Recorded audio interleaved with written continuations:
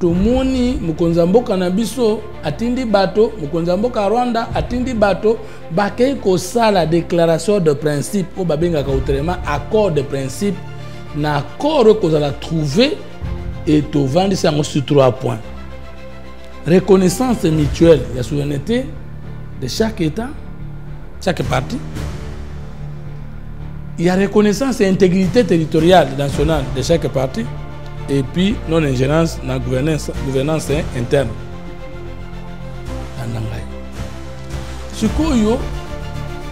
Pendant que le Rwanda lui-même reconnaît que Makolo Nanga est dans le Congo, bango déclaration na bango bandi bango ti basuka bango atangi Rwanda te po aza bien fait na bango baleki mbongo na ye.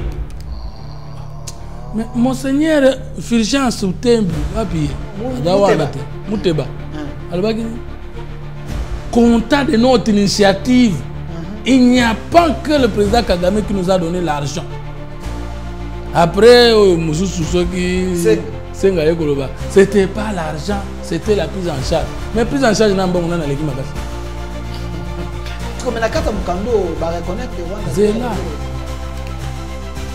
la guerre et les conflits intercommunautaires commençaient depuis plusieurs années qui endeuille régulièrement la République démocratique du Congo ensanglante la région de Grand Lac connaissent une extension qui menace gravement l'intégrité du territoire et l'unité nationale.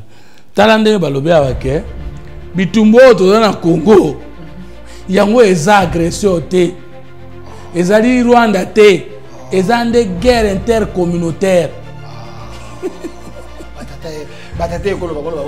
Donc ça point 6 yo sali bio dans non pesa batu batanga donc l'église a na télévision point 6 mo resanto tala nanu Rwanda yango wana point 6 bacha point 6 ba congolais botala bino moko point 6 wana to na 5 buka point 6 nenga na yebe shole point 5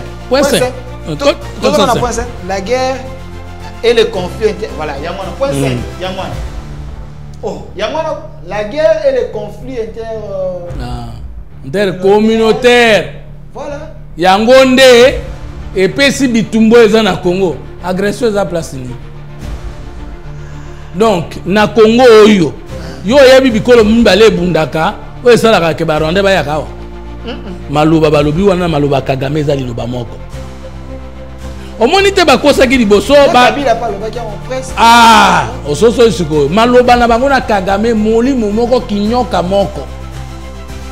La presse exemple Kagame alobi nini nazoke na Congo po tribu moko za kuna ba onyonga ye tribu ya ba type atuti ekeseni siko ya kimbongo bakomi na molimo donc Kagame ateki bango nde bolembo na nga boyi au Congo vous êtes mes représentants légaux. La Senko et les mais Landa, je suis sérieux quand je te parle là. Donc le gouvernement il fallait pas jouer en bongo à bondi sa guerre. Il y a une bonne économie à pays. Est-ce que Zali Mbongo le gouvernement bien si pour la guerre de bonne économie à pays ou bien bateau il y a une guerre de bonne économie à pays. Donc Mbongo va tirer armement, va baxer les bateaux. Bango il y a une bonne économie à pays. Au lieu de voilà, au lieu de dire bateau va même guerre. Pendant que tu poursuivre le programme de développement, on va faire l'économie, on va inverser. Mais nous, on est malinité, mon coin. Nyoka. À moins que nous comprenions le français bien. Il y a un moment que tu as un public qui est ensemble. Oui, bah, tu vas le faire sur le Congolais, chez les Macoma. Et Kassi, Ngana Congolais, on a été. Toké nango. Amonaki na émission nanga salaki na Steve Wemby alobi ete na ebité son alandaki mabe alobi ete tango batata ya molimo bayaki bapambolaki voilà mo pambola mina bango lokola ba banque ekangami kuna azana difficulté financière non c'est Félix c'est qu'il faut fongola la banque pour nanga zo mbongo ya ko avancer parce qu'on fait pas la guerre sans l'argent Debi vous comprenez là vous comprendre makambo zalia papa tout ça la kaka awa union sacrée tout le monde union sacrée tout yeba to sous-estimer bato wana te pour bangonde ba faciliter la colonisation l'évangile na bango. OK. Enseigner non à croire et non à raisonner. ce que boye bisangai ezande réunion et réunion ndenge ni ekomi réponse citoyenne na ba crise nyos bokeka na réunion boye bouti na réunion ezuma réponse mais réunion yango ezana projet de société à 30 ans et réunion yango ekomi siko talanana boko mobiliser bato mbongo kuta. Le pacte social est un processus de paix qui a pour vocation de mobiliser le peuple congolais. Le peuple congolais dans la diaspora, dans la Kinshasa, dans la province. Mbongo va mobiliser le peuple congolais pour combattre ce qui entrave son développement. Pour Bango, c'est que nous gérer ma vie. Pour Bango, Bissotoli en Bongo, le peuple va se retrouver. Mais alors, est-ce que vous comprenez? Maintenant qu'ils veulent avoir les moyens de mobiliser le peuple contre ceux qui entravent. Alors qu'ils disent que nous ne gérons pas bien, ils veulent combattre qui? Mais Balingi va associer pour Baloba, les chefs vont apprécier. Et maintenant, nous allons casser qui n'a jamais de la ruse. Il croit la naïveté du chef, il croit la naïveté des Congolais. Il croit la ruse. Mais non, mais nous avons tant que le texte. Baloba est un projet dans Bango, mais le chef de l'État vient faire quoi? Baloba qui la roi Koya, découragé. Maintenant, Baloba qui boyoke li bisote. Oh, de social et Kokoya. Oh, ya Kokoya, c'est un comme maintenir constitution. Yango te biloko kamita toloba ki awa. Faut comprendre, hein? Bah fédéralisme. Ozomona. Comment de kunanga? Et les opposants et Kagame ça ko bala. Ça plan Balobi blanc bonnet, c'est clair. Yoka. Chute. Au terme, ce pacte aura l'avantage de préserver l'ordre constitutionnel. Menacé aujourd'hui et susceptible d'être balayé. Bango ne bazana l'information na bango. Et donc etikali po mboko etikala na institution za suko na constitution. Faut kaka dialogue, médiation senko SCC. Ce qui to sali yango te. Ordre constitutionnel ko la balayer. Qui va balayer? Nous on des menaces mon amoko. C'est clair. Est-ce que nana ko balayer? Est-ce que va service de sécurité ba mona ka biloko te? Susceptible d'être balayé si la crise s'amplifie. À la communauté internationale, pas au Rwanda, de retirer vos mains de la RDC. Pas le Rwanda. Bacheba Tonyo Sokuna, pour battre Kagame. À Kagame de retirer son armée au Congo.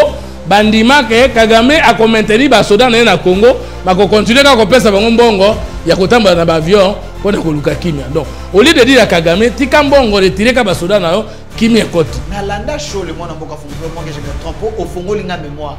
Na landa show la lobete, bango bazaki na maele ya ko condamner Kagame te nanga te parce que ba yeba que te ba ko la mission à bons offices. Abakisa na France 24. Okay. La logique des sanctions sur Kagame et les autres est contre-productive par rapport à ce que nous voulons faire. Et comme ça cop on a biso. Papa Mbongo père Bana Fatima, la même chose. Nous ne sommes pas pour les sanctions internationales, mais plutôt pour le pacte. Vous comprenez que Kaka biso union sacrée, na ba Congolais, le kola biso, ne te comprendre dans la bande na miso. Monsieur voilà. Et là, on a dit que nous avons un peuple congolais. Nous avons un qui a un kaka. Ce qui nous a une erreur, bobenga, bolakisi.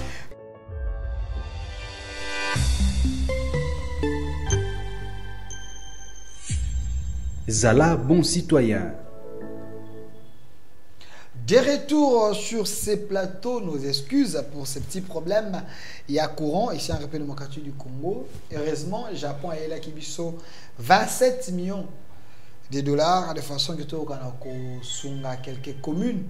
Il y a ville, province Kinshasa, 5 communes, bah on a rebondi ça courant. Mais au moment qu'il y a eu certaines personnes, le bilan Nicolas Kazadi, bah partageait que sur 33 millions de jetons de présence de Robert Masolongo sur ce plateau avec notre invité Mwanamboka Fumuto Tobasanga Azali président et à parti politique idéal patriote Azali initiateur il y a troisième voie tomoni ndeko Gilles Alengeti qui était na UGF alongwe ba remplacer alongwe pour na nini parce que sali musala mabe to akomaki na suka ya carrière na ebonga ki akoka na kolongwa et après il y a également la déclaration commune il y a la Senko oyo balobi ete déclaration na bango makambo bango ba komina mikanda na bango yango ezali salut il y a RDC c'est la seule voie oyo régime ya Kinshasa ekoki kozwa de façon que bako kana kobima peut kozwa solution na ba problème tout ça nango ya crise en République démocratique du Congo. On va en parler également.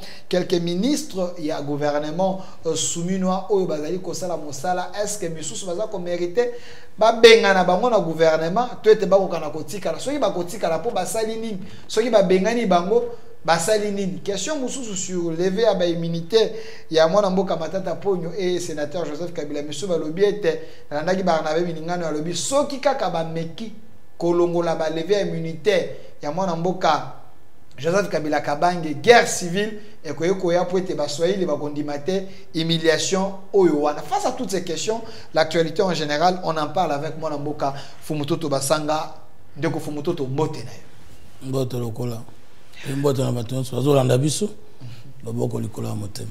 Alors ndeko Fumutoto émission à lelo toko fongola téléphone bandeko ba kolanda biso na mikili ya poto pe na Congo mobimba pe na Afrique mobimba. L'émission est en direct sur votre chaîne YouTube au Centre TV direct ici à Kinshasa na TNT Communication Plus aussi en direct sur Communication Plus TV, Facebook Communication Plus et Facebook au Centre TV na ko fongola téléphone au kobenga en direct quel que soit pays aux ali otuna mutuna na yo na mwana mboka Fumutoto Basanga na ba point nyonso toko solola na awa. C'est quelqu'un qui soutient les chefs de l'État, qui soutient le régime, qui défend les acquis de l'autorité. Est-ce que il y a encore des choses à défendre sous mandat ya Tshisekedi? Ndeko Fumutoto mutuna ya yambo na landi na ba réseaux sociaux bato balobi ete likambo yo bolingi bosala bokoyi kosala ngote parce que beaucoup brisé ou ezali pacte social et les vivre ensemble. Ya kolongola ba immunité ya mwana mboka Joseph Kabila Kabange. Est-ce que on a une unité nationale? Ce n'est pas un danger de chercher à toucher sénateur à vie. Motoyo apesa kibino bokonza. Bon sénateur à vie ils ont nature à mototé.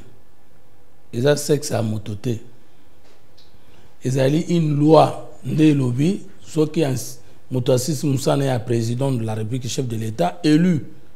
Mobeko Moko, pas Miboko Nyoswamboka, et Benguié Azala sénateur à vie. Kaka loi en lobby, Motosoka qui président à pique, Mabenyo Sosara qui tant que président Bakolande Langote. Kaka loi en lobby était Motokasi, Owana qui président à pique élu. Et Sengeli a une obligation de loyauté, du patriotisme vis-à-vis de l'État, pas disponible en tout moment que l'État a un poste naé, peut y bomba va séqueler. Maintenant, moto yango oyo, a comme mutu munene nanzela ba fonction de l'État, a zusu minduki, atinda batuba boma bandeko naé, pe apesa makoki na munguna aboto la biso eteni ya mabele na biso Goma Bukavu, j'ai cité Kagame.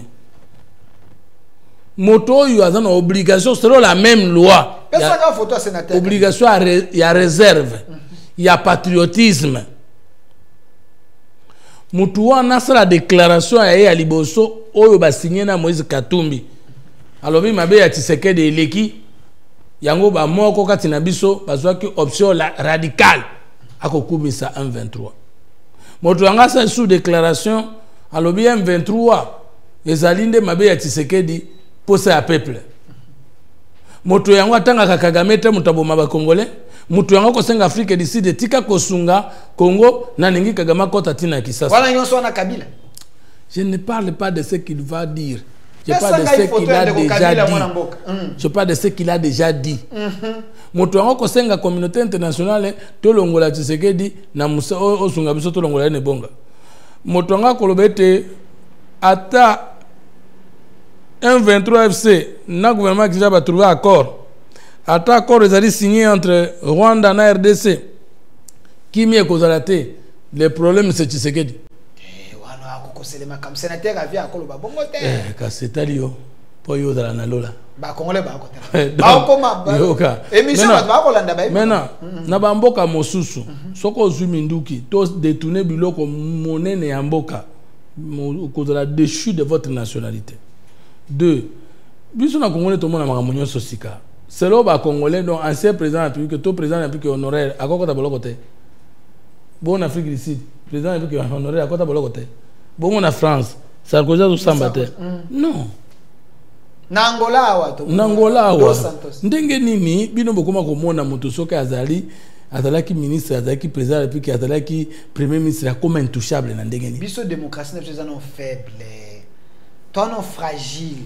Bon. Nous devons construire ces pactes républicains, ces pactes sociaux que l'on a bataté à Moli Mondenge ba koloba. Il ne faut pas aller, il ne faut pas allumer le feu. C'est encore faible. Donc, na lobi na place on a que ba immunité na il y a une commission qui a été instituée. La commission de l'Assemblée nationale pardon du Sénat est présidée par le sénateur Christophe Lutundula. To commenter sous nini pour nangai ba kolongola ba immunité parce que azali ko sala makambo zo sepelisa mboka te. Comme le salut procédure au wana. J'étais avec Jamaïca Samba ici à lobby était titre et sénateur avait zaka honorifique mazande lié na statut à l'ancien président de la République. Bino boki ko na pas ala voter te ana circonscription. Non, et la sénateur à vie. Et ça ignorance na bio ba ko yeba de loi te. Et la sénateur à vie. Ban kolongola yo immunité et nin kolongola te elongoli yo statut ancien président de la République élu te. Elongoli yo pe statut à sénateur à vie te. Peut-être confusion mo ko zo la wana. Na ba jamais ka sa monto. Te immunité et nin kolobate ke yo ko samba te. Immunité nin kolobate ke yo ba ko kanga yo te. Immunité nin kolobande ko pekisama ya lolenge ya kosala. OK. C'est-à-dire immunité et longolaka masumu ya parlementaire tête moto diplomate te. Il faut pas toi comprendre immunité mais c'est ça. On m'a tata pogno obeta to les immunités les immunités. Immunité lingolobate exemption de poursuites judiciaires. Moni balobi boye ozana ba immunité ozali député mais so ba kutu ozobeta moto. Agent de l'ordre azole kawana eza la policier. Eza la magistrat, eza la juge, bakukanga yo bakena yo. Flagrance. Vous comprenez? Quelle que soit l'immunité. Oui, flagrance et immunité ça la raté. OK. Des immunité lingolobate ke soko beta ki mala bato holandela ote. Bako sambi sonde directement te me bako senga balongolo yango ba sambi siyo. Soko longi to bakatele tumbe siri et que les législatives siri te ozongi na ba immunité na yo. OK. Donc immunité kolongola motu immunité ezali nde po basambisa ye ninkolobate kolongola ye musala sala. Siko ndenge bango baloyi ba. To yokana bien. Siko lolenge ya sénateur ndenge bo akokenango avec $450,000 que vous senge pas soumis na ndenge za kotambola awa. Est-ce que bo monité bo akosala ngo de manière. Mais yokana to yokana très bien. Statut na ancien président de la République élu moto kolongola ye tetiri wa ata lo elobite azandengo wana. Kachangu Jamaïca Samba lobi. Statut Kassia ancien président de la République nyonso comme sénateur à vie.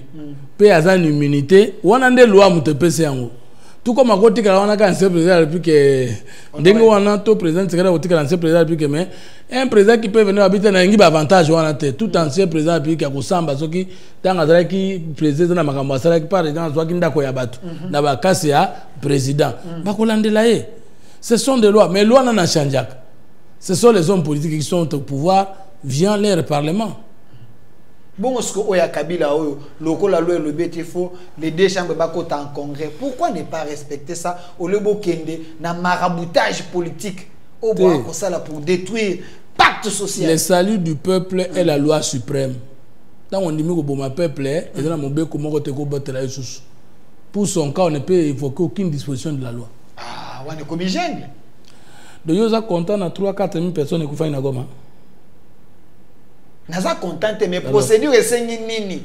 On a le salut du peuple et la loi suprême et comment mi wa pipe lobi bongo côté nini. Eza principe il y a mi be konyo seza na monde.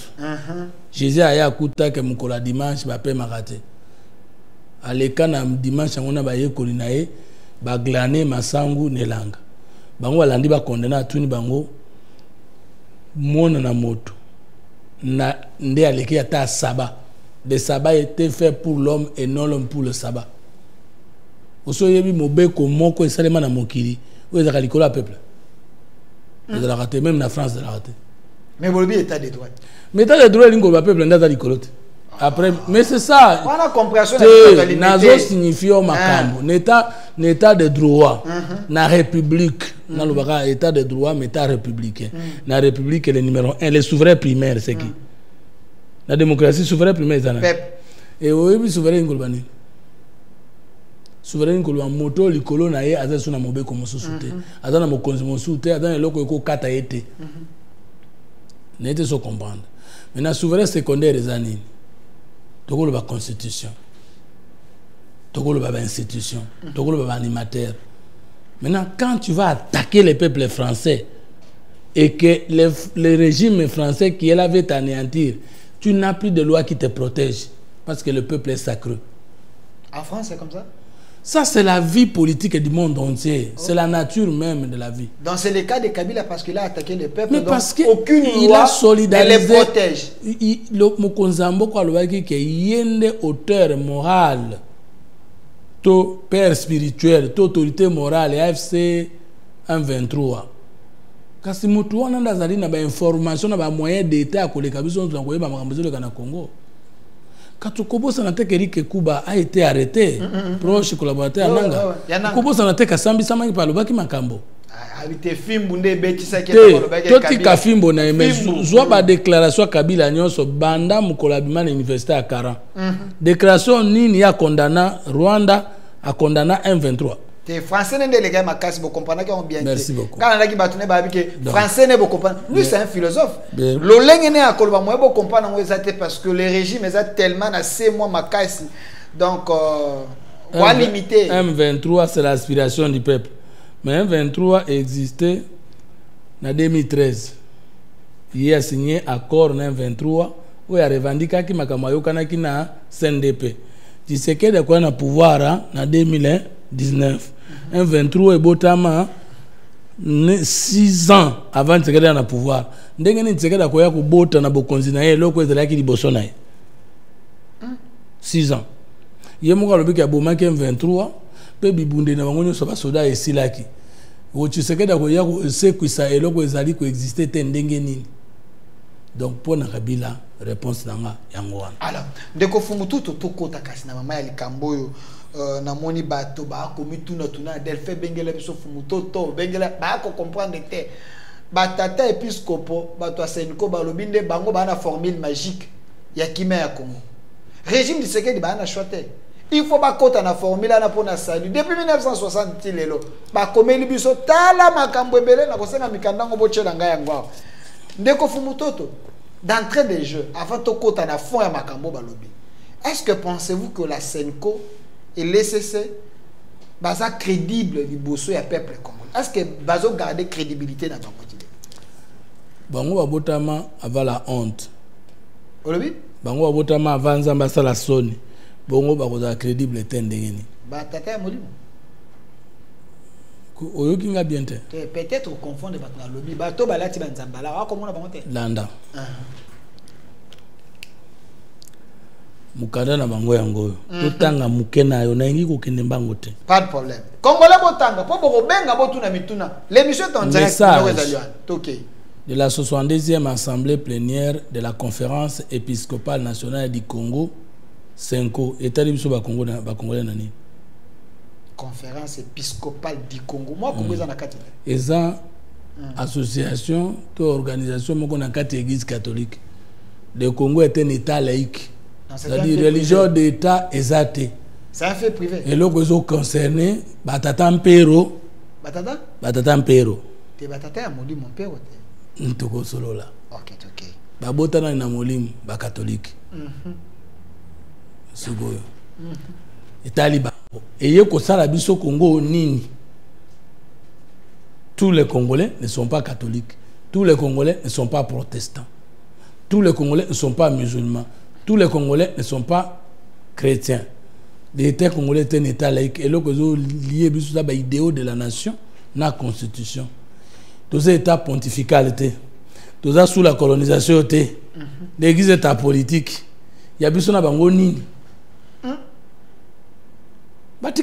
batika la kosala conférence depuis le ko salema na te mona te programme évangélisation na bango na monde show la terre na mona ordonne yo so mona mate ya show le na monde ya lo baka bazana mission prophétique c'est là OK il y a des prophètes pas dans mission prophétique tu yo kagaide tout solo là OK alors yoka constat deuxième point. Nous apprécions à leur juste valeur les efforts diplomatiques déployés par son Excellence, Monsieur le Président de la République, chef de l'État, ainsi que le moyen consenti par le gouvernement pour l'unité et la stabilité de notre pays. Le président a déjà dit ça, Moussala Malamu, il y a beaucoup de mboka.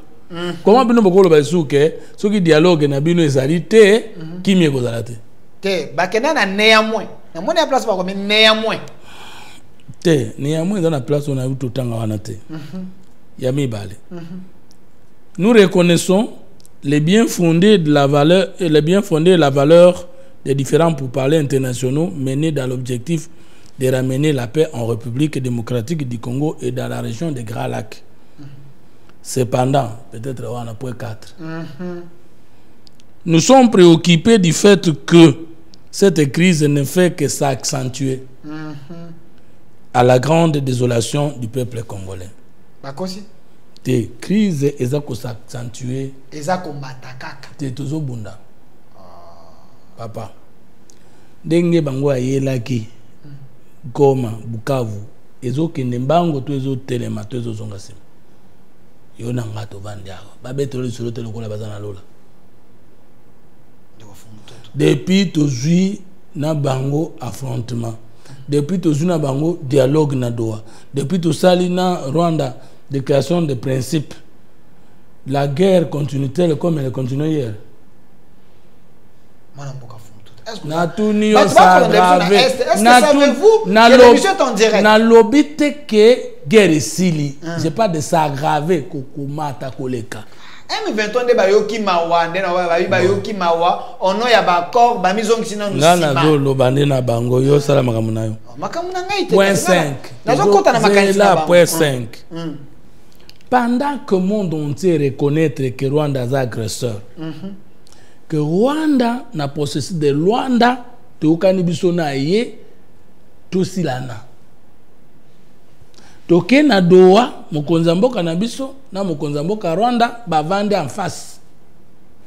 Tozaka kakouta na Doha, biso totindi gouvernement, délégation na biso, Kagame atindi délégation na ye, tokuta na bango, pour parler, tout ça, les communiqués conjoints, na bango, na pour parler à Doha.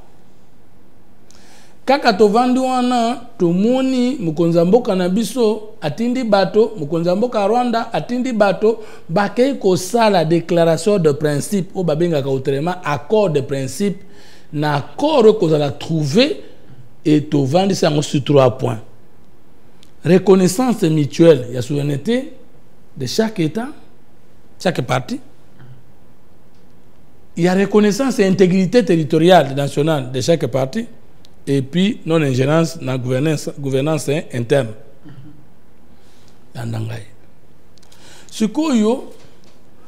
Pendant que le Rwanda lui-même reconnaît que Makolonanga est dans le Congo, bango déclaration na bango bandi bango ti basuka bango atangi Rwanda te po aza bien fait na bango baliaki mbongo na ye. Mais monseigneur Fulgence Utembi wapi Muteba alobaki ni comptant de notre initiative, il n'y a pas que le président Kagame qui nous a donné l'argent. Après, c'était pas l'argent, c'était la prise en charge. Mais prise en charge, n'a pas on a les gimakas. Puis ça fait ça comme ok. Ce qui va dire, tant que tu as une mission de service, le ridicule ne tue pas. Tant que tu as une mission de service, prise en charge. Trésor public. Bon, vous en avez dit. Bon, vous avez des mots français.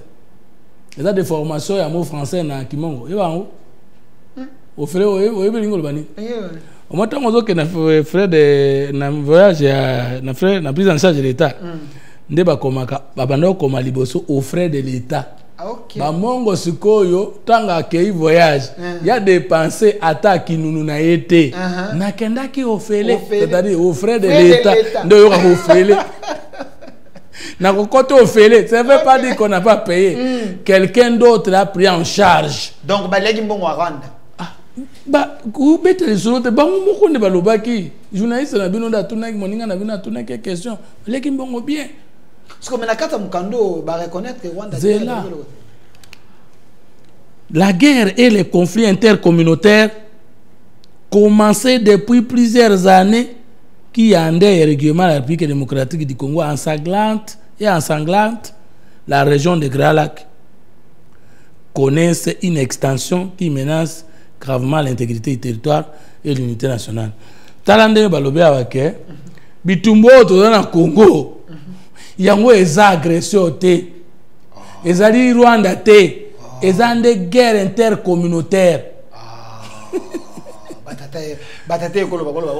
donc ça point 6 yo sali bio na non pesa batu batanga donc l'église na télévision point 6 Rwanda yango wana point 6 bacha point 6 ba congolais botala bino moko point 6 wana to na 5 luka point 6 point 6 nenga na yebe lishole point 5 point 5 point 5 la guerre et le conflit voilà yangwana point 5 yangwana oh yangwana la guerre et le conflit intercommunautaire voilà yangonde et pesi bitumbo eza na Congo agression eza place ni donc na Congo oyo yo yebi bikolo mbale bundaka o esalaka ke baronde ba yakawa maluba balobi wana maluba Kagame eza liloba moko omoni te bakosaki liboso ba bila pa lobaki en presque ososo siko maluba na bango na Kagame molimo moko kinyoka moko la pese exemple Kagame alobi nini nazoke na Congo po tribu moko za kuna ba nyonga ye tribu ya ba type atuti ekeseni siko ya kimbongo bakomi na molimo donc Kagame te ya kibango nde bolembo na nga boyi au Congo vous êtes mes représentants légaux la Senko et les mais Landa je suis sérieux quand je te parle là Kagame lobby ba tuti bazonyo comme na Congo ministre de Gizara tuna ye etali yo soke za tozonyo comme biso to benga yo ya kubundira biso awa tozana ba angolais ya ba Congo ya Angola tozana ba Congo bazombo tozana ba Congo ya Afrique du Sud ba Zulu na lo baka bo comprendre tozana ba bongo ya Brazzaville et yinde la bango et bonge la bango tu sais que de kolongwa que no bundira bango non c'est pas le langage de Kagame. Conflit intercommunautaire yangonde tumbimbo cannabis na bambule belé, c'est vrai? Au moment que la communauté internationale a reconnaître présence. Au moment que la communauté et que Rwanda yemoka andimi ko kenda ko kutana cannabis ko signaka ba accord ya cesser les faits ya kotika bitumba. Bango balobite Rwanda batute ezande bikolo nde ezobunda ba communauté ngonini. Peut-être ba bosani. Mais yango wana. Koza ba bosani place wana mutazaya ko beta na machine ya bosani po na ndimite la scène ko les choses ba ko bosani loko abwe kamera. Tango omoni langage wana pendant que bazoko condamner Kagame te omona ki ka shole wana bimaki na communiquer moko non il y a acharnement sur les Swahili. L'espace swahilophone. Omoni moni mango. Bisi moi pas le baki. Au moins c'est quoi différence à place ni. OK. Alors boye bisangai. AFDL, Alliance des forces démocratiques pour la libération du Congo. C'est une guerre qui a endeuillé à sanglater la sous-région. Musée moka benga bango conglomérat d'opportunistes d'aventuriers. C'était les Burundais, c'était les Ougandais, c'était les Rwandais, de bakotaka ti James Kabarebe a comme chef d'état-major général là. Ils ont qui conflit à la communauté mbalezo bunda na Congo, ils ont conflit nini. Moba 1, Moba 2, ils ont qui guerre ya conflit ne des tribus ne bunda na Congo. Kagame andimi ki azana Congo, armée na na Congo. Tribu ni zo bundawa. Tala. Ba senko batata milimu. C'est dangereux ça. Tala. Congolais. Likambo bandeko batinga misoto fungoli misote. To kozala na miso kolela lobby. Mais tant que le baka bandeko ça c'est un côté mais ba opposant mais bazana bango ba lobby bango bazo croire dans l'initiative ya batata molimo omoni ba opposant na Senko parce que ba opposant zela na ipselo moko Senko asa yokana na Kabila na Rwanda nazo kende n'esprit na bango zela makambo ya minene ezali awa na délégation na bango mais Kabila ndekolo AFC ko Kabila ndekolo eloko babengi 123 Batunaye bazana doa. Bamoni que si y a accord et que si y a gouvernement de l'âge union nationale, bakoki jamais kotika ba opposant non armé bazolo kwa munen. Tika to se retirer le la biso za côté en angate. To sana bango déclaration commune pour que tato au Kabola la grosse partie qui n'est pas na biso. Opposant non armé on a ba monate. Mate fola senga Félix Tshisekedi ke porte yo kanifo kabwana Kabila. Le président Tshisekedi akabwana Kabila yenda zongi na libana Kabila akio signé na accord au nom de la paix aza capable ya signer au nom de la paix hein akoki koyoka na Tshisekedi te mais au nom de la paix azoka na ndoko ya loka Congo kobenga Kabila ndokite si opéré papa moto apesa ba grade militaire et policier na ba rwandais ba tuti article 12.8 ba tuti congolais tout congolais okoyeba na tout rwandais ndenge nini ya pesa carte pour citoyen. Hein? Après ça, carte pour citoyen. Pour y avoir qui est congolais qui ne l'est pas. Kabila fait ça pour carte. Oui, bien, vous en avez. Donc, tout quitte. Ok. Congolais va benga. Na ko fongola téléphone alors, cause à guerre ils sont exogènes. Alors, tant que bango balobi a keza conflit intercommunautaire. Tala na déclaration de l'opposition balobi nini. Ata bo trouver accord. Kuna na Doha. Ata bo trouver accord. Kuna na États-Unis. Soko boya wate kozala dirigé par les médiations, les médiateurs à Senko, Chris wane kosilate. Vous ne voyez pas que bangonyo so pour eux, le Rwanda est innocent. Problème est entre les biso wa Congolais.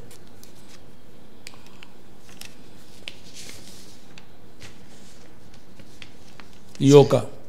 Pour na collection que baza molimo moko zo point 8. Toke na point 8 bandeko. À l'instar de beaucoup de nos compatriotes. Il faut aller à qui? Aux opposants. Rwanda, opposition armée, opposition non armée, Senko Mutumoko.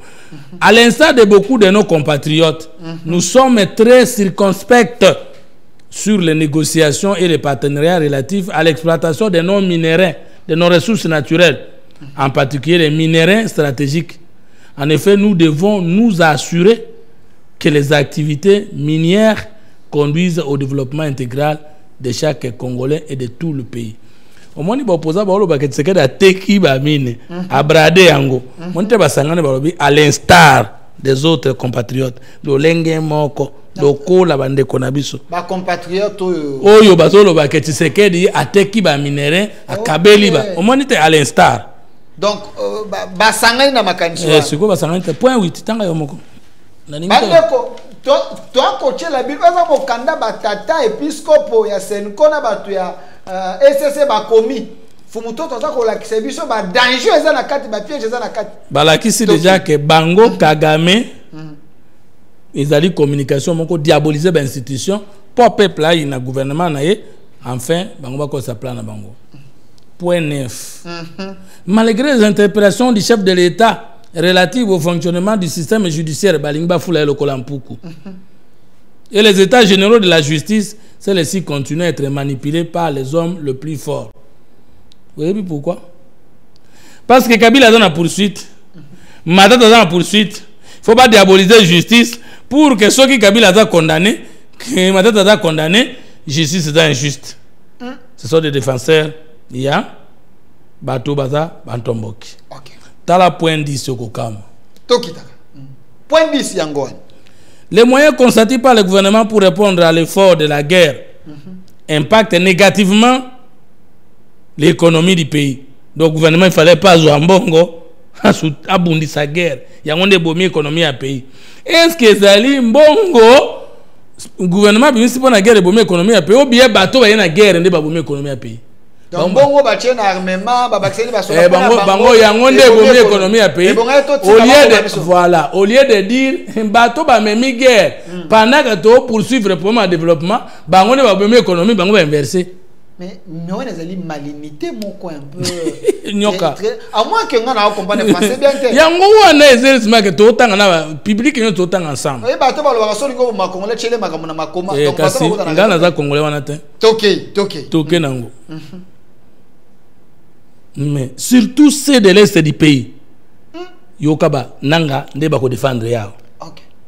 La fermeture des banques et des aéroports dans les territoires sous le contrôle de l'AFC M23 impose à plusieurs familles les conditions de vie difficiles et précaires. Donc, tout fungola la banque pour nangazo amisola continuer guerre. Donc, on est comme dans une vie normale. Donc, vie normale. Tout échanger dans bango ba avion et comme à des pays, bango bazo yawa, Gome komi Rwanda bisi, Bukavu komi Rwanda bisi, biso pe tozo kende kuna, batinda bombe kitawa, e boma bato na Kinshasa, ndenge boma kina Goma. Fumutoto, na ndimite za maka. Est-ce que vous avez une interprétation? Tanga. Ibino oyebi. C'est ça l'esprit ça na sima ma exégète. Un homme spirituel, Moussa na ezali nini? L'esprit de la lettre c'est quoi? L'esprit de la loi c'est quoi? Tant muto komaka na molimo bombaka. Mais oya bombaka, abombaka na kubatama, moluki pe alukaka na kubatama. To kolandela bango. Nakanisi que je suis pas le seul, j'ai les documents ici. Vous heureusement, vous êtes spécial. Les textes en moi téléphone on le ouvert. Ceux qui ont interprété ma bé, mais babenga. Tu fais la téléphone. Tous les balles là ici, c'est toi qui interprètes mal. OK. Yango na tiba téléphone. Donc il fallait pas tokanga ba banque. Pour que nde tokangi banque bino ba comprendre te. Bango za batananga, ba kene kuna. Basi balobaki moni te ba sona mananga ba seka do bibemba ba konleta li bango te na monaki na émission nanga sala ki na Steve Wemby alobi ete na ebite songa landaki mabe parce alobi ete tango batata ya molimo bayaki ba pambolaki voilà mo pambola mina bango lokola ba banque ekangami kuna azana difficulté financière. Non, c'est Félix, c'est qu'il faut faire la banque pour n'anga zo mbongo ya ko avancer. Parce qu'on ne fait pas la guerre sans l'argent. Yaebi, vous comprenez? C'est là vous comprendre ma kambozalia. Si vous babimi sikoyo poete polele nzabaza munen. Mais seulement biso l'union sacrée apparemment toi distrait. Bokoyo kama kambwa. 11. OK. Au demeurant, conscient du danger que court notre pays dans les soucis de préserver l'ordre constitutionnel. Nanda bien. Mboka yango bango amoni danger zoya. Mais danger yango e kokwa isa ordre constitutionnel. Ce qui te yokeli bango te. Wana prédire déjà mabeko ya. Kasi te babi au demeurant, conscient du danger que court notre pays et dans les soucis de préserver l'ordre constitutionnel. L'ordre constitutionnel. Nous proposons conjointement avec l'Église du Christ au Congo l'initiative du pacte social. Par conséquent, tous engageons-nous pour la paix et le bien vivre ensemble en RDC et dans la région des Grands Lacs. Jésus a un projet politique holistique. Jésus a une révélation à Debalaki. Bango batiki makambo nzambe ba commune la projet de société holistique. Yoka suko découvrir. La paix. Point 2. Notre priorité, c'est la paix. La paix, une paix durable. C'est notre propriété. Priorité. L'initiative du pacte social pour la paix et le bien vivre ensemble en RDC et dans la région des Grands Lacs, est une réponse citoyenne aux crises récurrentes que notre pays traverse depuis son accession à l'indépendance. Pacte na bango basali wana, projet de société na bango wana. Une fois que ton dimi, kokene na réunion wana, na forum wana, batata batata mpero, babandi sibiso, to sololi, automatiquement, eza réponse citoyenne na ba pas signon stomona depuis 1960-65. Ah 2005. Bangonde bazana clair. Kasi alobi, je répète. L'initiative du pacte social pour la paix et le bien vivre ensemble en RDC et dans la région des Grands Lacs est une réponse citoyenne et yano yamboka na ba pasi nyonso oyo eumela na biso banda tuzwaki lipanda ti lelo 65 après dès que to koti na réunion wana nzamba ye na fouet ya bénédiction mbala moko tout va pas se sili va fonctionner ba embouteillage sili ba bouchon tout est sili. Alors bino bozo comprendre te que likamboza na sima. Comment une réunion peut être une réponse à tous les problèmes? Mais peut-être cette réunion et qu'on rassemble des égratignures sur les problèmes congolais pour résoudre. Mais bango moko banda loba ke basunga bango ba prela catholique na 1960. Basunga na 2016. Mais na document bandimi ke aucun dialogue n'a réussi au Congo. Et mon lokuta ndenge yaka parce que ba congolais fanda tuna boye. Ils ont des forums, pendant un mois, pendant des semaines ici. Et la réponse citoyenne à toutes les crises. Monsieur Fumuto, est-ce que dans le Congo, les confessions religieuses, c'est une connaissance? Est-ce que dans Rwanda, l'église catholique est athée? Est-ce que dans Gabon est athée? Est-ce que dans Brazzaville est athée? Est-ce que dans Gabon est athée? Est-ce que dans Italie est athée? Parce que c'est pas un projet social. Oui, à Congo est comme un spécial. Si justice na biso na komemi na pacte social au monde na contrat. Au monde Kabila na église catholique bayokani bayokana kana 2016. Accord cadre basalaka entre les saints sièges et la République démocratique du Congo. Bapé ça église catholique la personnalité juridique publique. Régime Kabila. Bah reconnaissant la souveraineté de l'église catholique au Congo. Souveraineté. La souveraineté. Mais je te dis. Est-ce que l'église union soit au Congo va souveraineté? Oh, mais je comprends. N'a pas ce exemple. Hein? Pas ce exemple. L'église, l'école catholique est école à Nani. Nana toi. L'école catholique est à moi, il y a Congo mobile. Mais ça, Nani. Et ça, il y a catholique qui bangonne batongi. Mais bah enseignant, on en a foutu à bango. L'État. Mais là, tu as enseigné, on a révoqué bango moko. Mutu moko te azumbo wa l'État aller dans koko l'église catholique na mboko. Mais l'église moko te bundisi l'État ko l'église catholique. Mais toi na bango za nini moto pesi balé moto pesi balé mais aucun régime n'a su le prendre au sérieux. Depuis ce soir jusqu'à présent. Donc votre combat est que bakokana ko buka mapeka église catholique. Ko buka te ko tia bango na place na bango église lokola bango banyoso. Est-ce que dans Rwanda église catholique et ça la makambo sala? Est-ce que dans Congo Brazzaville ko meko sala? Est-ce que ça naïveté à ba condition? Est-ce que dans Rwanda ko sala ngo? Est-ce que en Afrique ici de salaka? Ba za kapena shole na bango.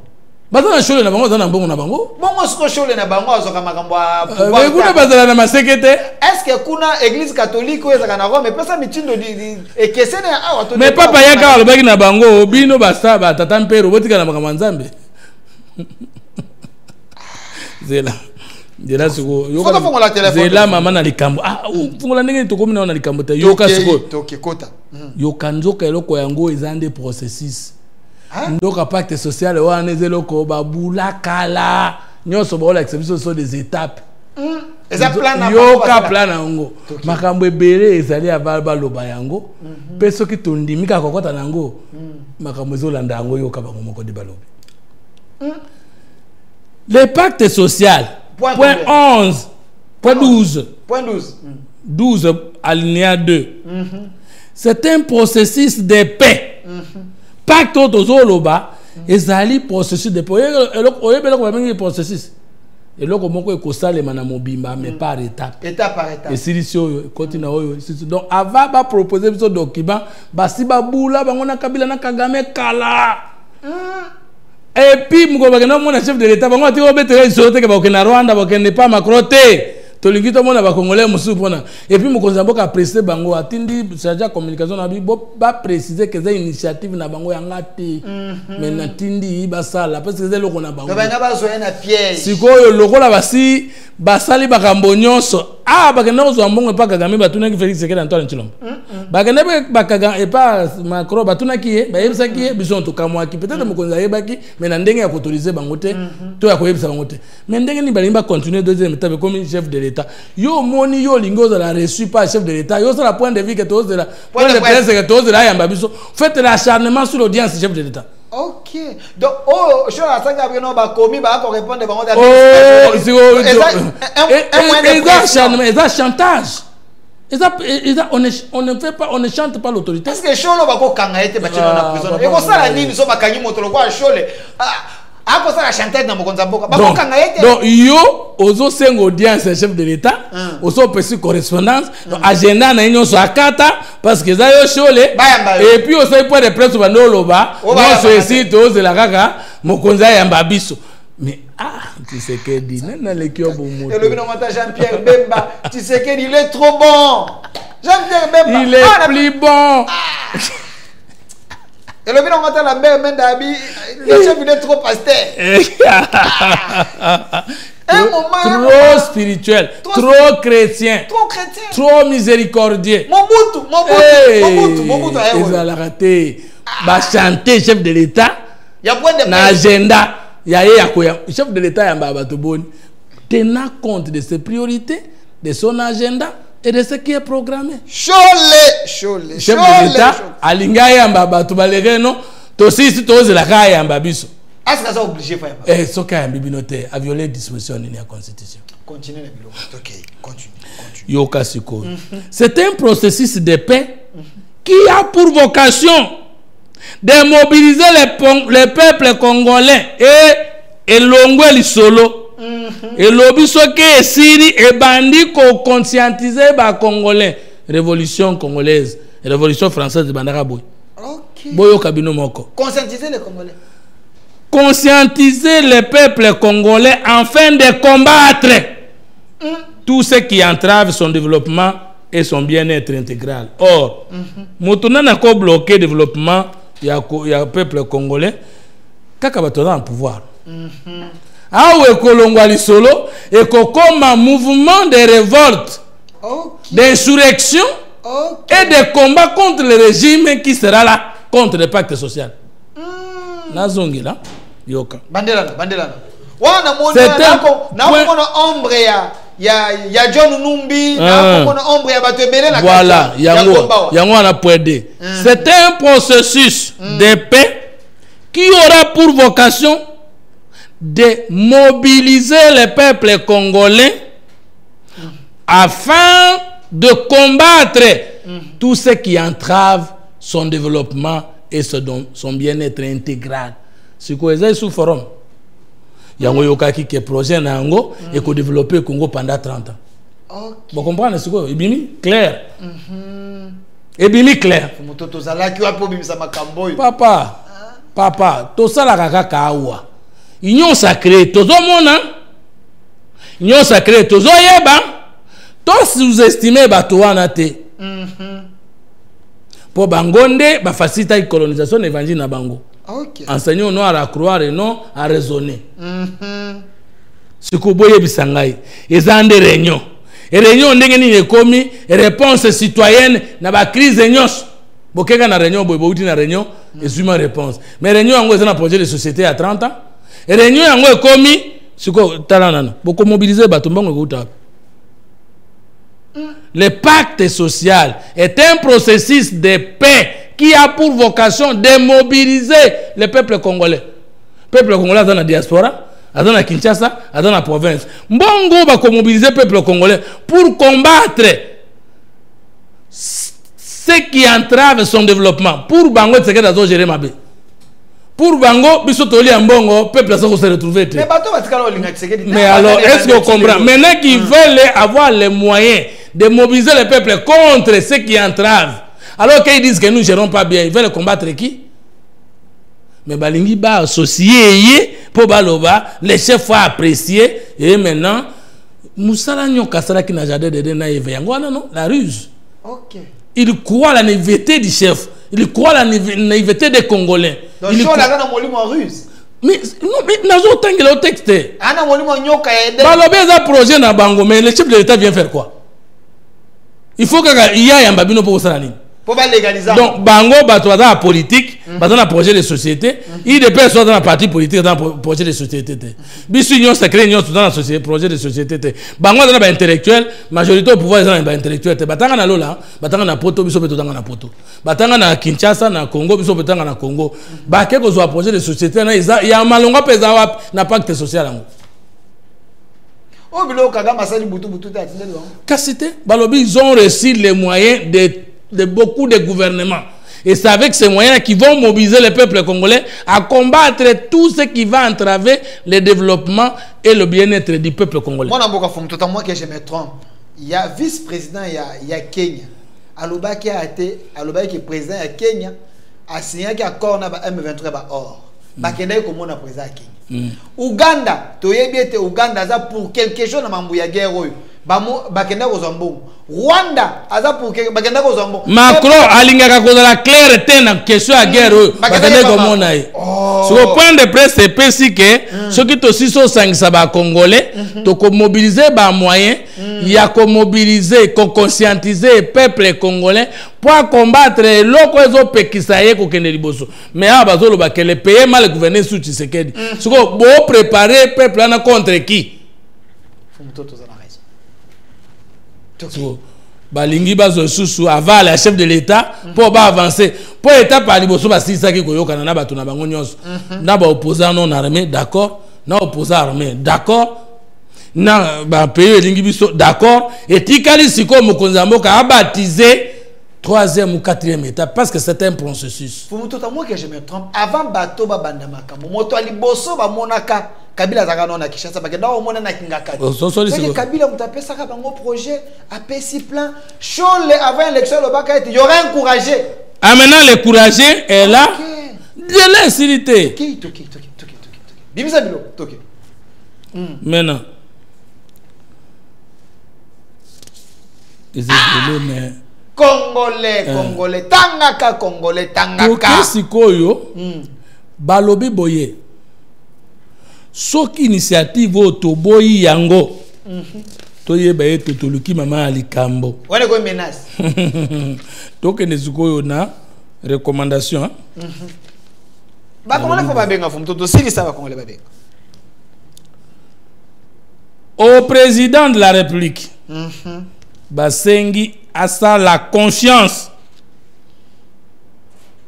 de faire confiance. Qui leur a dit que le chef de l'État n'a pas confiance à eux? Il l'a dit quand? Parce qu'on ne doute pas de l'existence de ce qui existe.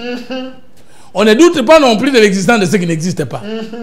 Bon, comme le chef de l'État a fait sa confiance à la place publique. Chantage ici l'audience et puis demande de confiance publique. Mais Landa. Ok. Demande au chef de l'État de faire confiance à vos pères. Mais ils ont point de presse pour le monde et c'est plutôt vous adresser au chef de l'État. Mais le chef de l'État semble la cana Philadelphie. Bison to eba kasambe la kuna avant comme chef de l'État. Tant comme chef de l'État akendo fuka makuna. Nasima akendo sambe la kuna ayoka kasonite. Pasteur Roland Dalo azali catholique te. Azali protestant te. Azali moto, donc on classé une église de réveil. Ton église spirituelle. Ce que yo show le tata ya Roland Dalo, pasteur et président. Ce que yo le père spirituel et chef de l'État. Ce que sali pasteur Roland Dalo coup d'état. Coup de paternité. Parce que chef de l'État kendakana mwasi na ye na famille na ye kuna c'est public yena matefo basambe la kuna bakutana pe kuna toyebi yango mutu moko tabulungi sikoyo show Lazare Anarus o komi sikoyo comprendre aboto li chef de l'État lingomba na ye et komi catholique de faire confiance à vos pères spirituels. C'est que il y a comme quoi spirituel parce que avant de la paix spirituelle chef de l'État, il faut dans la paix spirituelle à Roland Dalo. Chole atikabilo quoi. OK. Pour le chef de l'État dit moi na yebite j'ai pas droit à quoi foi na ye. Maintenant to yebi il n'est ni catholique ni protestant. Azamu à Philadelphie. Mais sur la zone ça est ko wanga na te yo za mwana na bisa molimu. Wane comme police. Donc hier mutabatiza ye. Te. To boya. Voilà te. Moni oboyi. Et puis, ils n'ont pas peur de faire confiance à vos pères spirituels. Bah, ça va en confiance. En facilitant la mise en œuvre de cette initiative. Oh yo, comme ça là que ceux qui régnent ici, ils ont maintenant les moyens de mobiliser le peuple congolais, de combattre ceux qui seront au pouvoir, qui seront opposés. Donc chef d'État facilité. Donc et qu'est-ce que le chef d'État n'y a pas bango sous malamu pour accélérer makambo na bango. Et l'histoire retiendra que c'est sous votre impulsion babandi ko fula mpukumuni. Impulsion que les Congolais sont parvenus à un consensus sur une meilleure gouvernance. Donc, ils sont une meilleure gouvernance.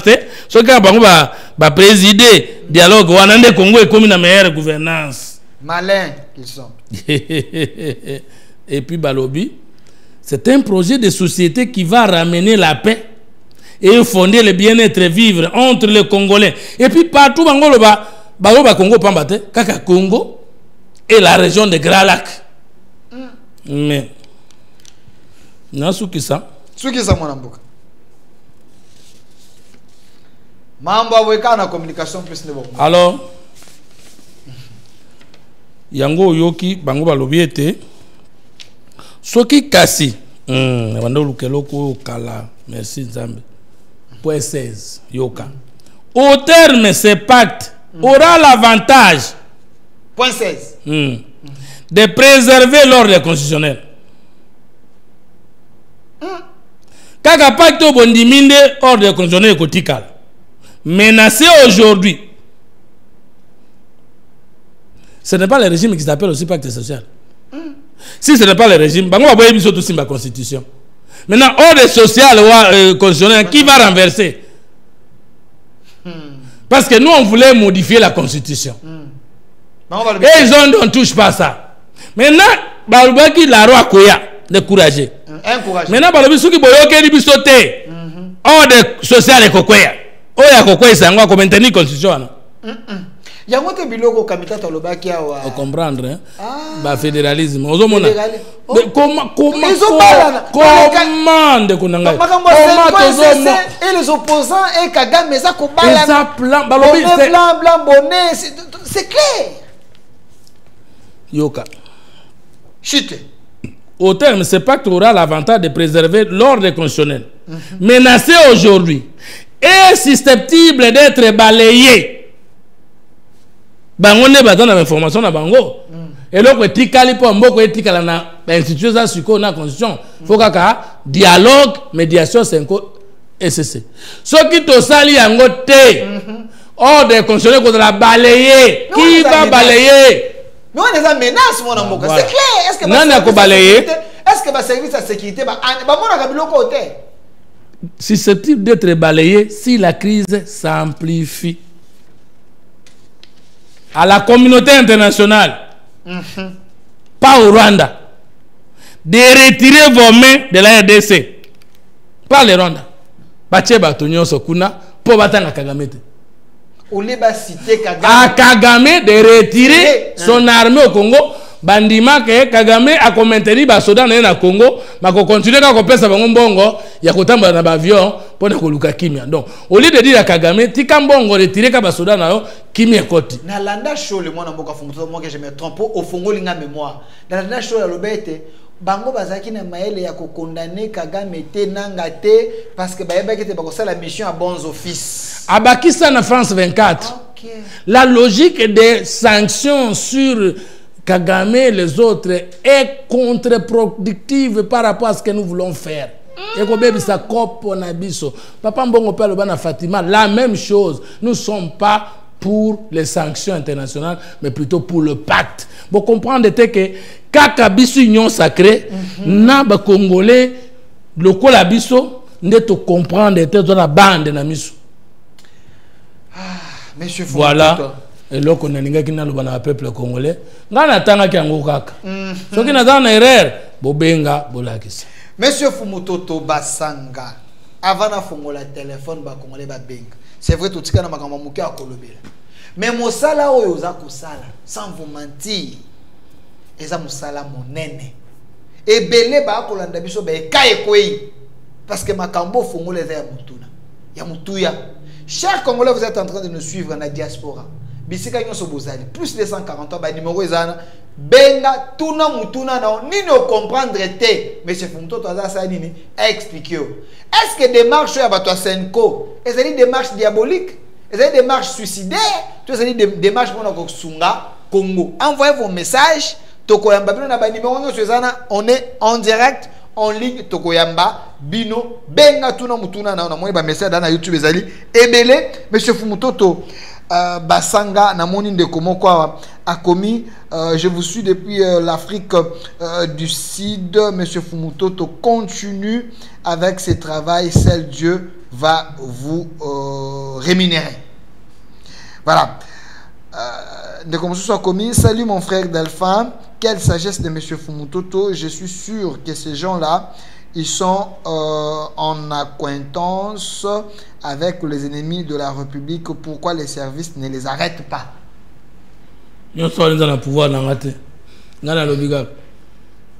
Voilà.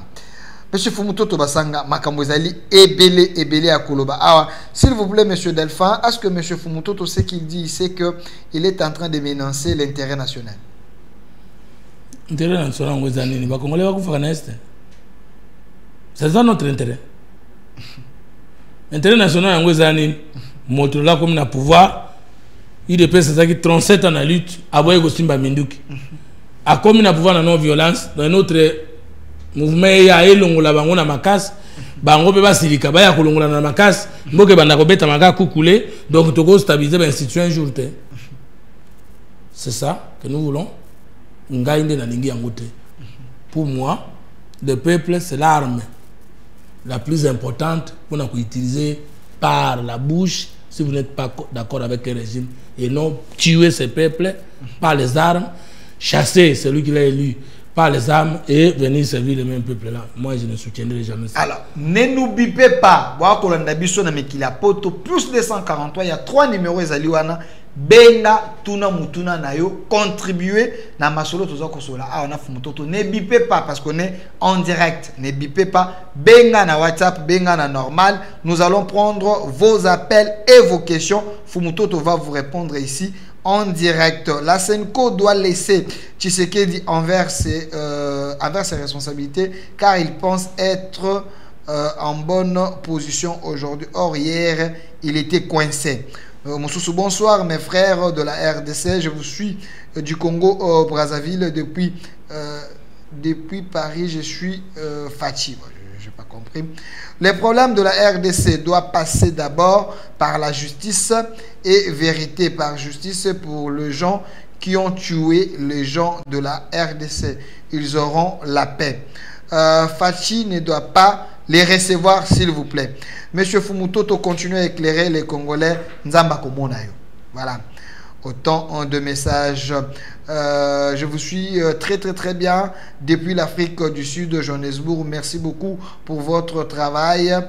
Image et son Tokos Neville Kapiamba Kapiosa.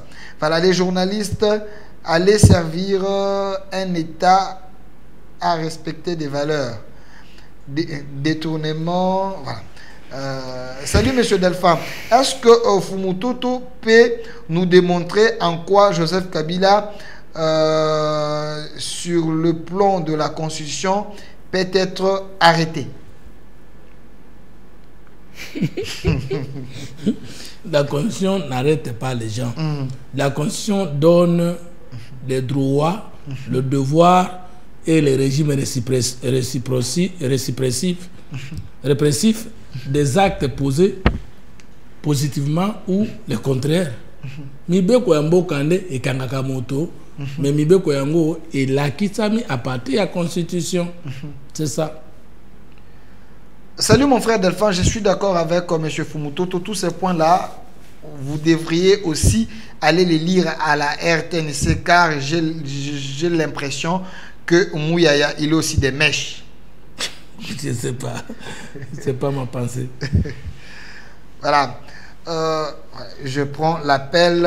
Bandeko Baoko Bengabiso. Allô? Allô? Allô? Ndeko Bengabiso, puis Mutuna Nozani. Na bengi depuis Ongafuga. Tozoyoka. Je sais pas ceux qui sont en direct ou bien comment, parce que on a en direct. Oza en direct, monsieur Fumutoto Ali Bosona. Tout nom, tout nom. Ok, je ne sais pas, monsieur Fumutoto, où il a interprété, est-ce que c'est comme ça? Hein? Bon, je ne sais pas, il y a une compréhension, il y a une dernière na oyo biso beto zo mona vécu ou bazo koma sur place na oyo biso zo comprendre. Je ne sais pas ce comprendre. Yo comprendre nini? Mais nini est compliqué yo monsieur Fumutoto Ali Bosona. Tout na question. Explication news ou azo PC erroné non? Et ça c'est pas comme ça. Hein? Quelle est la bonne explication selon vous? Point nini? Quel point au moni explication erronée comme ça? Point nyonso.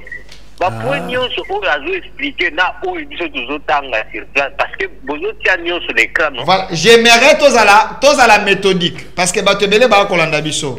Tanga point moko au lobby explication ezali boye comme ça ya mec un peu qu'on expliquer. Le débat est ouvert. Ndekwa kei. Alors, bino bandeko ba kolanda biso, nous avons tous les points ici. Oyo la Senko ba komeli biso, monsieur Fumutoto trouve que c'est dangereux. À expliquer point par point. Si vous estimez qu'à expliquer point au bien, au biso point, tozongi si point, tochamon na TV, yo expliquer biso, yé pas expliquer ce ba congolais non ce ba kolanda biso. C'est ça un débat démocratique. Appelez en direct sur les 3 numéros ezaliwana tokoyamba bino, tokoyamba ko tuna question ndenge ndeko tuni tokanako sauver le Congo parce que nous estimons que Magambo Congo oyo est alibiso nyonso. Ne bipez pas, mais posez vos questions, appelez en direct. L'émission est en direct sur notre chaîne YouTube au Centre TV. Prenez les liens, partagez, abonnez-vous. Et ici encore, il y a d'autres questions. S'il vous plaît, monsieur Delphin, cette émission, il faut la faire chaque jour avec Fumutoto, car ce qu'il fait, c'est plus que la prédication dans l'église. C'est aussi une prédication. Salut mon frère Delphin, tes questions-là nous énervent. Tu sais très bien que Kabila est traître. Pourquoi tu déranges Fumutoto? Delphin, ce n'est pas vrai. Nanga n'a jamais dit qu'il avait reçu la bénédiction des pères. Tu as mal compris la façon que Nanga avait dit. L'émission est là. Allez chercher l'émission avec Wemby. Vous allez voir ce qu'il avait dit. Boroyoka plutôt Mambolobaki. Monsieur Fumutoto, après Tshisekedi, pensez-vous que tu vas rester au Congo? Pour que nous et nani wana kozala Congo, kolo Congo koleka ngai, tonga koleka e po alongolanga na Congo.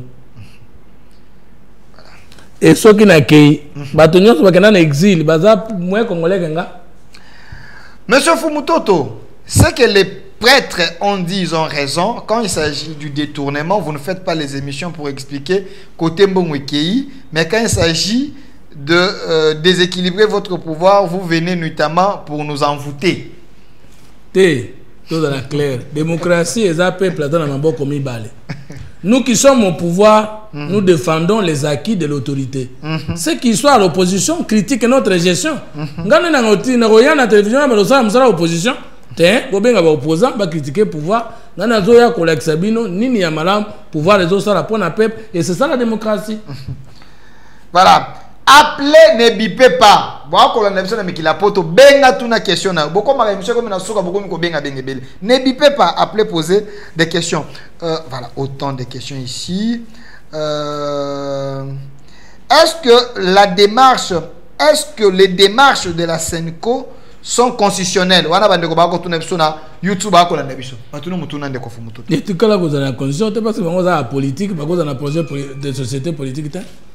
voilà. Fachi Aza lâche. Faut qu'on soit décision non ce point Bazali voilà, s'il vous plaît.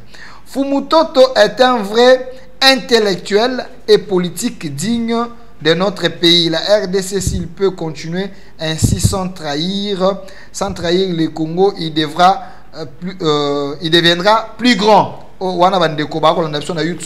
La Senko suit l'idéologie du discours du roi Léopold II pour les Congolais de l'époque.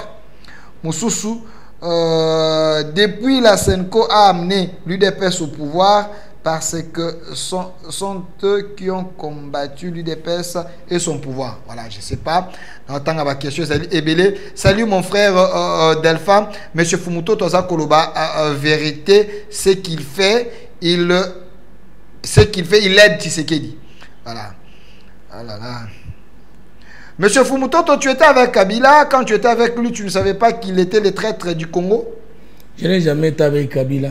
Sauf que Nazalaki Naye, il est la mabete parce que Nazalaki Naye, Bazana président de Tshisekedi. Nazalaki na Kabila comme qui membre a peu perdu. Nazalaki na Kabila comme qui ministre, DG, conseiller, tous en direct. Yo moto yebi que Nazalaki na Kabila, yebi sanga toaki na ordonnance, na arrêté, na ministère, na programme ni. J'étais plutôt au FCC au Salemaki Kabila comme fait mandat. Et puis FCC ndé cause une alliance FCC cash. Bango ba biminga na tikali. C'est ça la pire histoire.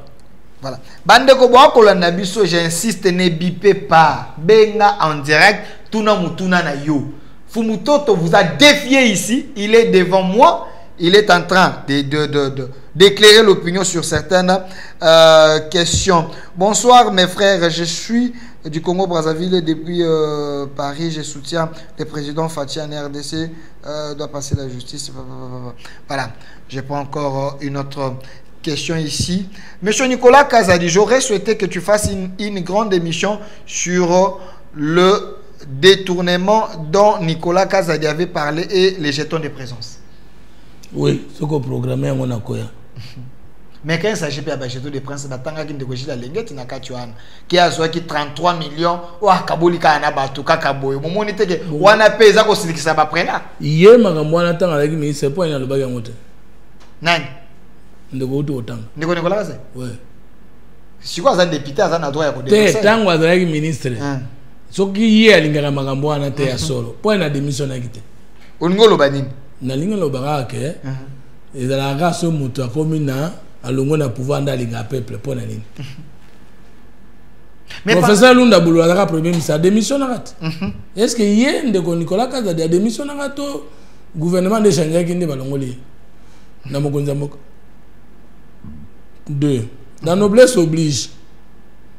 Magambo azolo bawana tina nango ezali nini à se blanchir parce que alinga zolo komoko ben il faut battre longola ye mécanisme mais il a été blanchi par la justice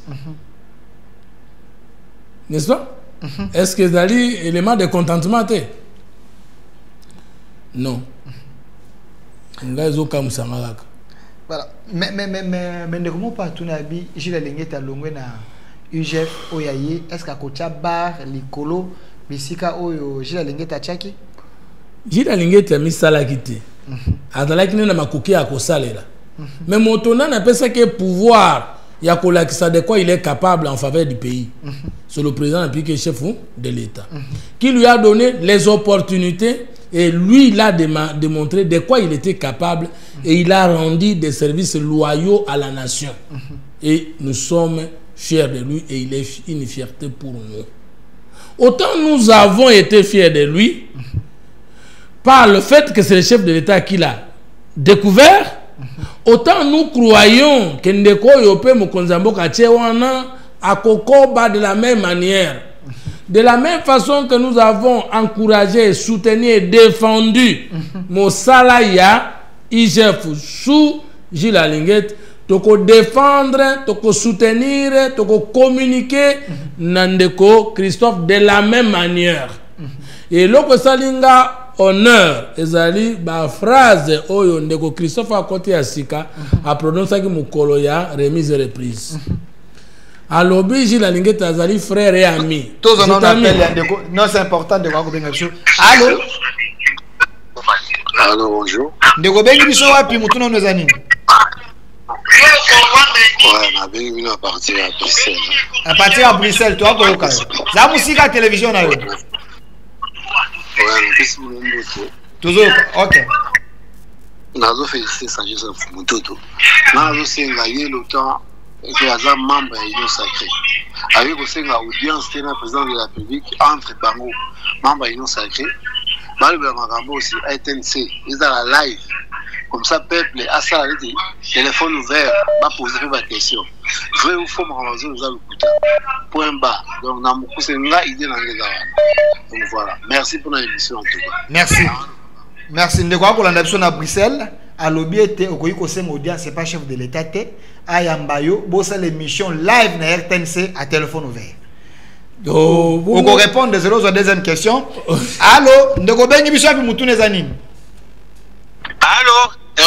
Oui, bonsoir mon frère. Je suis en train de vous suivre. C'est moi qui est en train d'écrire depuis Paris. Je suis de Congo-Brazzaville. À chaque fois, il faudra que je puisse vraiment intervenir sur mes frères de la RDC en leur disant ceci. Ils doivent comprendre les enjeux qui se passent. Ce que la Senko il est en train de faire, il joue le jeu des internationaux et surtout de la France et de Kagame. Le problème de la RDC ne passe pas par le dialogue. Mes frères du Congo-Kinshasa doivent l'écouter. Je suis du Congo-Brazzaville. Nous avons connu cela. Donc, ne jouez pas avec les morts. La RDC a tellement trop souffert depuis 30 ans, s'il vous plaît. Je suis du Congo-Brazzaville. J'interviens dans les émissions de Kinshasa. Et je ne cesse pas de dire à mes collègues que nous travaillons ensemble. S'il vous plaît, ne jouez pas sur les morts de la RDC. La RDC a souffert depuis 30 ans. Le problème de la RDC doit passer par la justice. La justice. Les gens qui ont fait du mal. Les gens qui ont dirigé la RDC par défaut d'identité. Ils doivent être poursuivis. Et le président Tshisekedi ne doit pas dialoguer. Arrêtez avec la 5 ans, s'il vous plaît. S'il vous plaît. Merci. Je comprends votre attention. Merci. On est en direct. Monsieur Fumutoto, appelez en direct. L'émission est en direct. Il y a 3 numéros. Je voulais terminer sur... Terminer. Alors, Christophe a commis inspecteur général de l'IJOP, chef de service. Alors, bien, Loko Moko, il s'appelle Singai. Abiji la lingeti oyo alongwe oya kitani azali frère et ami. Ya uti libanda te ya uti nakati. Mosala nyonso inspecteur Gilles Alingeti asalaki na tango na sous l'impulsion du chef de l'État, asalaki yemo côté. C'est pas lui-même qui descendait dans tout le coin de contrôle. Asalaki na leadership, c'est-à-dire il y a pesi vision baninga basangisi basali. 2. Gilles Alingeti a souhaité y bon travail, mais y a lobby na yé pour remplacer yo te mais ko succéder na yo, c'est différent. OK. C'est-à-dire il va continuer certainement. Oui, Salemaki Beko Bakisa ou Etikalaki, et nous croyons que ça sera la même chose en meilleure façon de faire les choses. Voilà. Il y a d'autres questions ici. Monsieur Fumutoto, si tu es sincère, tu peux nous citer 3 ministres du régime Tshisekedi qui ont bien travaillé, si ce n'est pas et tous dans si et tous ils ne sont pas dans les détournements. VPM de la fonction publique de Koliaou, Moussala Salikuna, ministre Moko, il y a fonction publique à l'école, il y a Sala Zate. Dans nombre de Koliaou? Oui, à Sali Moussala. Et Batunion Sobasali, sincère et Bakondima Yango. Les VPM de l'économie Moukoko Samba, au Monaki 9e revue avec l'FMI Awa, au Moni Bonis Mbongo, au Ezaiko Yiba, Mandenge ni Nezongi. Alors ici que présence dans le Japon, na diplôme d'économie, ils allaient ma sécurité. Na koki kopé son ministre de la santé depuis 1960 Roger Kamba, toti kala ku créer ba hôpitaux te. Mais talo to sali na Muya, tala osali na Katanga, tala programme couverture santé universelle. Ou epesibiso gratuité de la santé yende azali architecte ya programme wana. Na koki kopé sayo bazali ebele. Madame Akazi Badumbola na affaire foncière a outu ko zo arrêter moko wa ke to morceau sous ba parcelle te parce que ça moko na ba cause même ya ba inondation ba nino toza koku felawa apesi impulsion moko ya makasi ndeko ya outu ko kota na ministère ya finance régularité ya salaire Doudou Fama ndeko Doudou Fama azali sala musala azui makoki ya kufuta ti na $500 soda oyo aza na front etikala kosala matin madame Soumino ye moko pe a dirigé mboka pendant une année sans incident majeur na ndenge maninga banda osala. Donc il y en a qui travaillent et il y en a qui ne travaillent pas.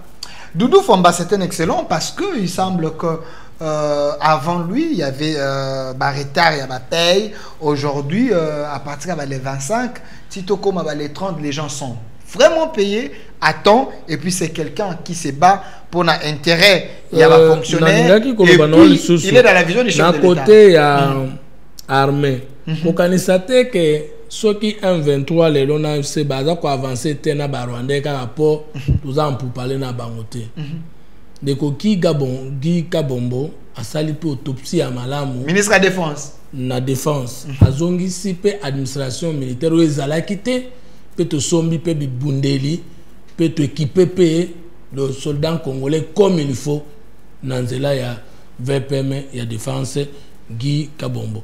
Donc ceux qui travaillent sont là et ceux qui ne travaillent pas comme il faut peut bazali mokonzambo kayemoko à quoi apprécier. Nous sommes d'accord avec Fumututu. Si la Senko va demander des moyens pour mobiliser les peuples, nous aussi nous allons cotiser des moyens pour les détruire et sauver les Congos. Bon. Bato voilà d'accord na ngaité na ndenge na interpréter texte so yo kata mutu moko apesi texte contraire. Quand mutu moko abenga bina nyonso mais par exemple point 12 il y a le bibo et mezande boy. C'est ça. Voilà. Salut mon frère Delphin pour cette excellente émission avec Fumutoto. Nous sommes éclairés sur tous les points. Je prends position contre ces imposteurs de la République. Voilà. Bon, imposture, ils ont injilté. Mais allez effectivement, Moussala, oh, salut mon frère Fumutoto. Depuis longtemps, tu étais où pour nous éclairer? J'ai été éclairé sur les accords. Aujourd'hui, je suis éclairé sur la démarche de la CENI. Merci. Merci. Voilà. L'État nous fait défaut. Makambouezali, Ebele à Koloba. Monsieur Fumutoto, je vous laisse 5 minutes. T'as la caméra. Qu'avez-vous envie de dire que vous n'avez pas dit? C'est vrai, moi aussi, ça vient sur ça. Après des 2 heures, qu'avez-vous envie de dire que vous n'avez pas dit? Comment on va retenir ni la présence, ni la communication? Le Congo a un problème d'homme, de culture et d'organisation. Mais nous avons bâti na mokili ko salani, botama, kokola, pe kokufa comme un modèle pour avoir rendu des services royaux à nos nations respectives. Alors, to sunga mokonzi ya mboka. Po ya la kisibiso badongolo miso pe bandoki ya mboka. Ala kisibiso Kabila, ala kisibiso Matata, ala kisibiso Kagame, ala kisipe banani baza simana ye pe po ba nyokola biso. Ngai na moni ete soki to zangi ye ezali mabe. Esengi surtout fungola bato miso baso sola banani balinga Kongo te. Kasi po na ngai ona lobi lelo te na bombi na koya lisusu. Merci. Merci monsieur Fumutoto Basanga. L'émission Batwa continue na kobenga pe ko comment on ne peut pas tout lire. TV ezali pe Likamboya Ngonga. Monsieur Fumutoto, merci pour ce grand travail que vous avez fait. C'est moi qui vous remercie. L'émission est déjà en direct sur notre chaîne YouTube Au Centre TV et vous pouvez aller là-bas prendre l'émission Koyo Kango Lusu les Amateya. Oignon sur monsieur Fumutoto lobby yoka tala petatola. Merci. Yoka tala petatola. Ça veut dire oyoki ndenge na lobby. Otali petex ngana zolo ba yozo tala. Omoni ke na raison. Yo pesa la deuxième témoin ya ko condamner mabe wana. Condamné peso émission kabolela bato to comme ebele poto comme total voilà parce que makambo monsieur Fumutoto lobby avec l'énergie lobby le peut-être le lobby aux à la tête ceux qui ont suivi au tindeni de comme sous congolais de comme sous congolais kabole aux alwa maté wa ko sala de façon que bato nyoso ba kana koyeba démarche sous bazondi ba prela catholique par naïveté pour bango sont des grands manipulateurs de conscience et puis na mongongo mbako ke mbeso batata sako omoni bato ba ko koya kabwe. Au moni passage au renvoyaki l'introduction Somme 94 point 7 à 8 ce autant que nango na François Louis II exact qu'on va te show la botanga bibliothèque oh le ba na autant na bible na bango ba créer na so tobi so ini Merci d'avoir répondu à notre invitation. Merci à vous. Laissez vos commentaires. Et notre RDC possible. Je vois M. Jérémy qui était là du côté technique en train de partager l'émission. Merci Jérémy Fouetta. Également de l'autre côté, Jacob derrière la caméra. Côté YouTube, Rachidi. Et du côté de la réalisation, notre grand frère, l'aîné et les patrons de la régie qui étaient de l'autre côté. Merci à vous. Et notre RDC est possible. Au revoir.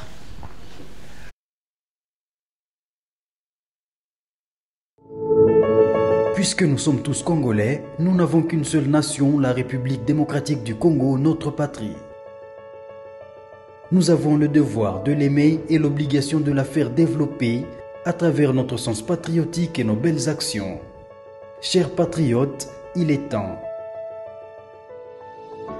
Rejoignez-nous dans la campagne citoyenne et éducative de sensibilisation sur le changement de mentalité.